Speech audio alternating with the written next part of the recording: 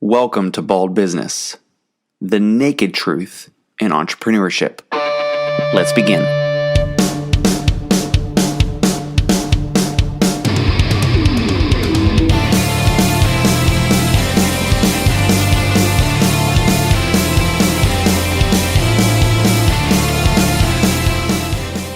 Episode 8, Build a Team to Create the Dream.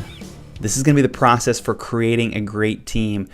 Now, if you've been on a sports team, if you've hired people, if you've worked with a team of people, you know that being on a team or creating a team, putting together a team can be fun, it can be exciting, but it also can be stressful, it can be frustrating, it can be borderline or even sometimes annoying. And you know you've probably heard the saying, hire slow, fire fast. Right? I mean, yeah, that sounds like a great idea. It's a great theory.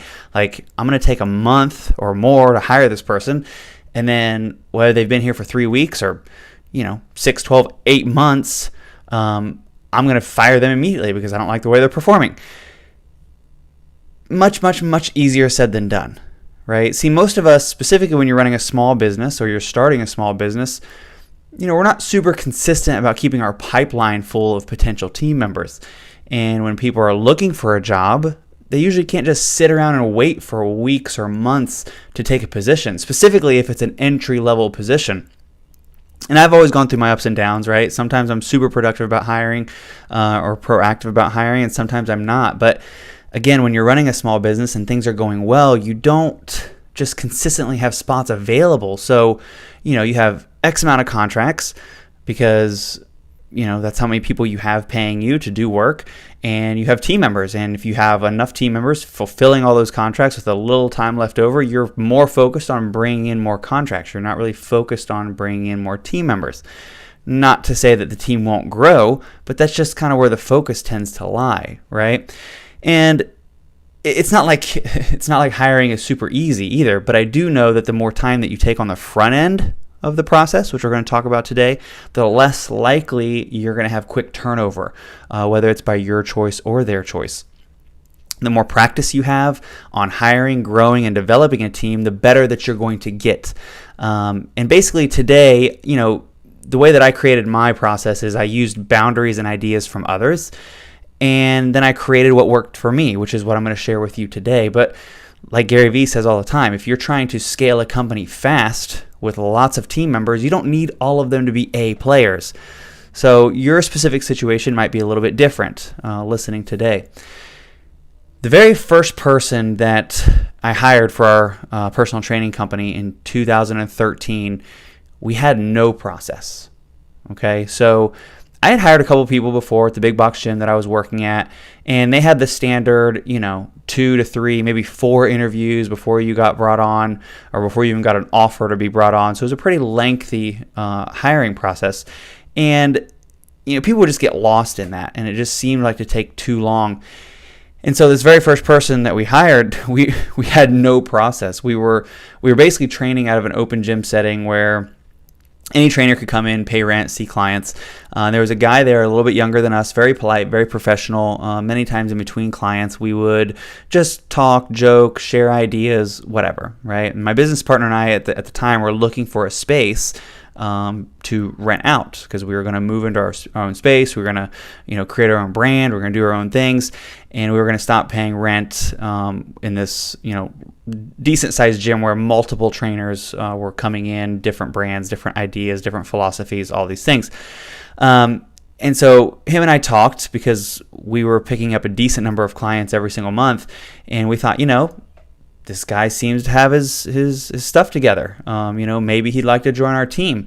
And he only had a couple clients at the time, so really what we could provide him was opportunity and stability in the industry, which was one of the things that we wanted to be able to provide for trainers anyways. So one day we sat down with him just out on the gym floor, and we told him our plans. We said, look, man, we're getting out of here. We're leaving. We're taking all our clients. We're opening a gym. This is what it's going to look like. It's going to have an office. We're going to have a big warehouse for the workout space. Would you be interested in joining us, working for us on our team? And, after thinking it over for a little bit and talking. He's like, yeah, that'd be great. I think that's a great idea. So we put together an offer for him. Gave him a percentage of basically anyone that we would give him, and then we allowed him to keep the couple of clients that he did have to work with. He just had to do it under our brand. Everything was great. We were all excited. We were all moving forward. A couple months later, we move into the new space. We successfully move all of our clients that we picked up at the open gym setting at the other place over to our new location. We picked up a couple of clients. If you listen to any of my other podcasts, or especially the one about opening our first business, you know that the first 6 months was pretty rough. But then things kind of started to turn, right? Every new person that came in, we were basically giving to our new trainer.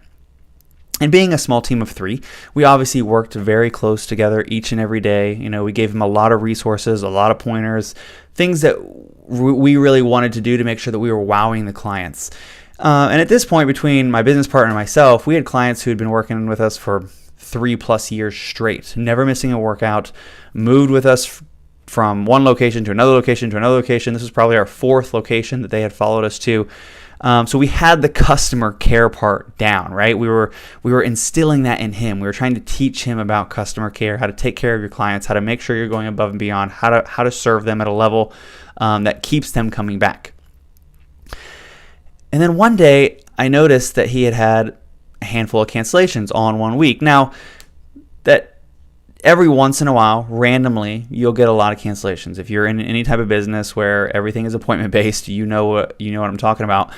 But I asked him about it just because I wanted to make sure that everything was okay. You know, he gave me the usual story about how this happened with one client, this happened with another client. I gave him some advice, and I let it go. A couple weeks later, I noticed that he was going through a workout with a client, and the entire workout, because remember, we're all on the same workout floor together, right? The entire workout, they hardly exchanged a single word between each other. Now, if you are with someone for an entire hour, just one-on-one, unless the client has asked for silence, which has happened before, so it is a little different, but it has happened before. Unless the client asks you to not talk to them or asks you not to distract them from the sets and the reps and the mundane of just getting the workout done, like, it's just odd to not have some type of conversation going back and forth. So I called the client a couple hours after the session, and she mentioned to me that she was just super disappointed because he hadn't helped her with nutrition. He had just seemingly, slowly but surely, seemed disinterested in her progress and in her workouts, and she'd done the same workout over and over and over, and she just overall wasn't happy. So I sat down with him, I talked to him about it, and he said, I'm really sorry, I've just been really busy. He was doing 2 other jobs which weren't paying him. They were kind of volunteer things that he was doing, which is fine. Not a big deal, but I just told him, I said, we've got to make sure we're taking care of clients. This is kind of what we've been trying to teach you and talk to you about. And I'm a believer that mistakes happen, right? So I do give him a verbal warning since it's a direct complaint from a client. And it wasn't the first concern that I had seen. And I was starting to get a feeling that this wasn't going to be the last time I was going to hear about this. So a few more weeks goes by, and I end up having to give him a written warning because he no-shows a client. Just no excuse, no reason, no heads up, just nothing. He calls later and he says, I ran over, he was coaching a team at the time. I can't remember what sport exactly, but he said, I ran over coaching and I just didn't get a chance to call. And then shortly after that came the final straw. Now, keep in mind, always, you can ask anyone that knows me, I always give people the benefit of the doubt. I have to have hard evidence of something before I'm even going to say anything accusatory. I'll dig, I'll ask questions, I will try to push and pry if I really think there's an issue or concern, but I'm not going to say anything that would accuse you of something unless I have concrete evidence, because I believe that we're all humans, we all make mistakes, so everyone should get more than one chance, period. Usually in my case, too many chances. Maybe it's a weakness, I'm not sure, I haven't decided yet, but the final straw was really 2 things, 2 major things. He had no-showed a client, then canceled that client pretty much right before their session the same week. So like on a Monday, they had a session, no call, no showed. Oh, sorry, this happened. On a Wednesday, 5 minutes before their appointment, they were already in the parking lot. Hey, I'm not going to make it today. Can we reschedule? Can we do a different day? Whatever. We had a very strict policy on canceling clients more than 24 hours, less than 24 hours in advance.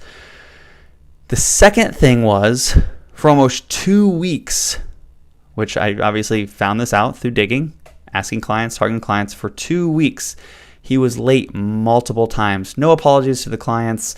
I had to ask the clients to find out about it. When I approached him about it, he wasn't forthcoming. He wasn't completely honest about it. So ultimately, that fateful day came, right? My business partner and I decided, look, it's in the best interest of the company. It's the best interest of what we're trying to do. We're a small 3-person team. We've all got to be on the same page. We got to be serving at the same level. We're going to ask him to move on. Now, I cannot stress to you enough. I know this is going to be a stressful situation, right? And in these situations, the only thing that I ask, because I give respect. You are a person. I respect you. That's all I ask for in return is respect. So we sit down, we deliver the news, and obviously we're offering to help him make this as easy as we can. And he just looks at us and he refuses. He says something along the lines of, "No, I'm not being fired, or you're not letting me go. You can't let me go." And I said, "Well, we feel like that at this time it's in our best interest for all of us if we just agree to both move on. You have a lot of side projects going on. You have a new job that you're about to start," because he had just picked up a fourth thing that he was about to be doing because he needed more income, which was completely fine. But we just said, based on the fact that you are so distracted, and we have tons of documentation sitting right here from your client stating, you haven't been doing this, you haven't been doing that, you have multiple warnings, multiple write-ups, the clients just aren't happy. It's time to make a change. And he sits there for a second and he thinks about it, and then he starts in, "I'm the best trainer in town. How could you do this to someone who has kids? You're never going to find anyone better than me. You're making a huge mistake. I'm going to prove it to you." And then he started arguing a case, right? Well, why couldn't you at least give me a 2 weeks notice? Or why couldn't you do this? Or why couldn't you do that? And I looked at him and I simply said, "Look, this isn't a discussion. This is a decision that has been made. And I'm really sorry, but we've got to move on."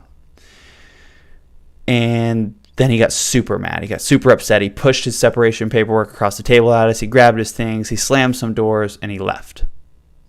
Now, there are many things we could talk about here, right? We could talk about maybe it was all over my face that I was getting agitated, which made him even more upset, which made him act out. And we could talk about how I've learned to control those things. And we could talk about how potentially from his perspective to handle a situation like that, so that, if you don't agree with the decision that has been made, how do I handle it as the person on the other side of the table, who's being let go, who's being forced out. But I really just want to stay focused today on building a team and how do you do that? Because sometimes it's trial and error, but you have to build a team to create the dream, right? Now, when we had hired him, we barely knew him. We spent more time talking about our vision, our purpose, what we wanted to do, and what we were wanting out of the position than really we talked about anything else, which probably inadvertently was pumping him up, not really helping him understand the expectations of the position. Right? We had no process. We had no structure. We did this pretty much for the next 2-3 people that we hired, who all ended up quitting on their own terms. But we knew we had to figure something out. Then we started taking too long, right? We would start an interview process. We would follow that whole thought process of hire slow, fire fast. But, I would then come to realize that hire slow does not mean take a month to make a decision on a candidate. What it means is to be thorough with your interview process. Get to know them get to know you, them get to know the company, them get to understand and know the expectations, so that both parties you, the person hiring, and the person accepting the position can make a proper decision about whether or not we're a good fit for each other, whether or not we want to work with you, right? Because remember, you're trying to build a team. The team has to work together to reach the common goal. I will say that the more time you spend interviewing, the more time you spend meeting with people or talking to people, you're going to be able to get a better read on them as well. So sort of a gut feeling on whether or not they're a good fit. Some people are naturally better at gut feelings. It's something that I've learned over time because I'm a very logical thinker. So I try to think logically and not emotionally. So sometimes I ignore my gut instinct, what it's telling me. So I've had to kind of learn how to use that a little bit more. You should still have a process. Like, it doesn't matter how your gut is telling you. You should have a process simply for the fact that if they don't feel like that it's a good fit after going through this process, then they can go away before they decide in 3 months that it's not a great fit for them, and then they move on. Okay? Now, this was not the first person or the last person, I guess I should say, that I had to let go. I had to let go of people who were my friends. I had to turn down people who wanted jobs and opportunity who are my friends, because what you can't forget is when building a team, it's what's best for the team and the people they are serving or helping, not what's best for your level of comfort, not what's best for what you think might be cool or fun, but what's best for the team. And with that being said, there was about a 2-year time period where the combination of our hiring process, being able to read people, develop people, inspire them, helped us keep the same team for 2 years straight. Pretty much nothing changed with that team over about a 2-year period.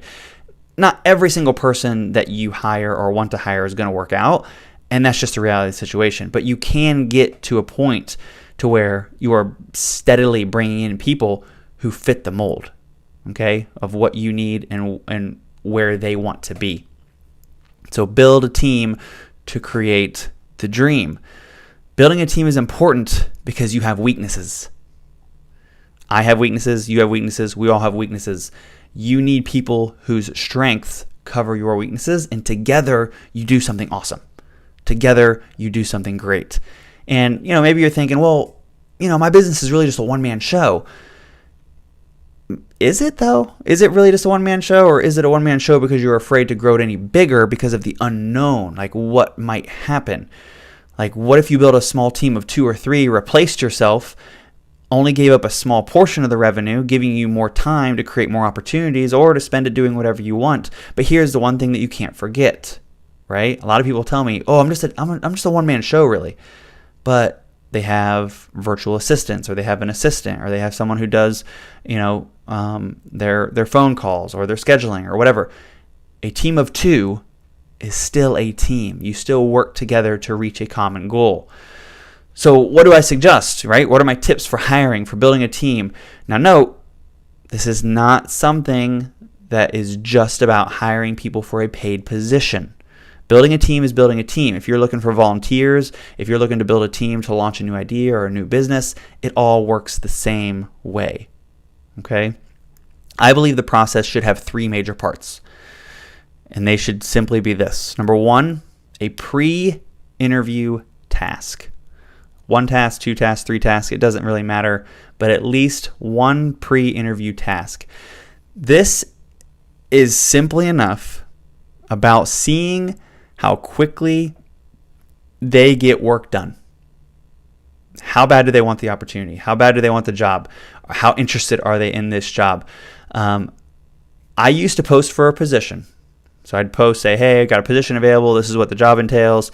I would get 30 candidates. 15 to 20 would want to schedule an interview. 8 to 10 would show up. 2 to 4 would be worth my time. So now I eliminate more than half of that right up front by giving them something to do. My task is a 1 to 2 minute video answering simply enough, what do you believe about fitness and why do you think you'd make a great trainer at our company? Simple and easy. I also tested things like a paragraph or a 2, or not a 2-page, but like a 2 or 3 paragraph write-up, or even a case study, which I would actually recommend, especially if this person is not customer facing. But In our case, they're customer facing all the time. And if you don't have at least a little bit of a personality, it's going to be hard to do business in personal training, in fitness coaching, especially in groups. So having this task in place, right? So once they applied, they would get an email and a text giving them instructions on how to start the interview process. To start the interview process, they had to complete the task. Now I would get 30 applicants and I would get 2 to 4 completed tasks, saving me about 10 or more hours every single time I hired someone. So pre-interview tasks are a must for building a great team. The second thing that you need to do to build a great team is focus your interview questions on what they believe about life or the specific thing you are hiring them for. And this is what I mean. We would focus everything around their belief in fitness and what their idea of our core values was. So fitness can be a pretty gray industry, right? And a lot of fads. And what we didn't want is, I don't want to have to tell someone or talk someone out of why they shouldn't be making 60-year-old Mary do the keto diet. I don't want to have to do that, right? You can do whatever you want when it comes to asking questions, but I did not want to have to sell someone on why our way of health coaching was better. So a lot of our questions involved or revolved around, what do you believe about fitness? What works? What doesn't work? If you decide to make your questions about life experiences, that's fine, because you're going to be surprised about how many people will show things about themselves and their belief system if you just ask. So an example would be, if you're trying to build a positive culture and you're interviewing someone who says literally every negative thing in the book, you probably don't want to hire that person. Unless, of course, it's part of your process to change their core beliefs.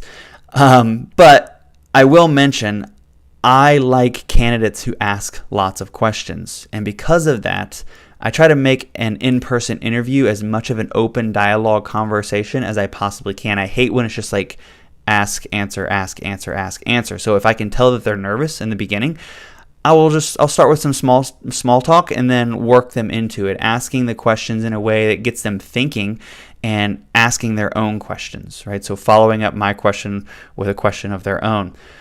So number 1, pre-interview tasks. Number 2, focused questions around their belief system on the specific thing that they're doing, and or their belief system about life, what they believe about life in general. Number 3, post-interview task.